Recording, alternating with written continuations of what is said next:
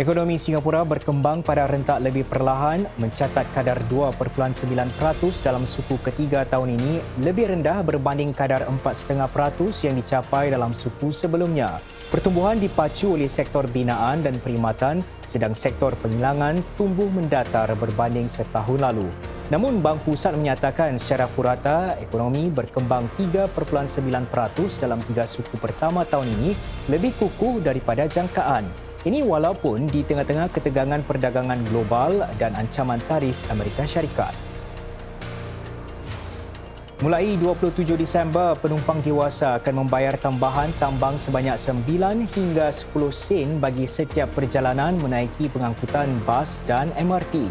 Ini bermakna secara keseluruhan, tambang pengangkutan awam akan meningkat sebanyak 5%, iaitu sedikit lebih rendah berbanding kenaikan 6% pada tahun lalu. Majlis Pengangkutan Awam PTC menyatakan walaupun pihaknya berusaha memastikan kos tambang kekal dimampui, terdapat pelbagai faktor lain yang perlu dipertimbangkan. Ini termasuk kenaikan kos operasi termasuk gaji pekerja sektor tersebut selain biaya penyelenggaraan rangkaian pengangkutan awam.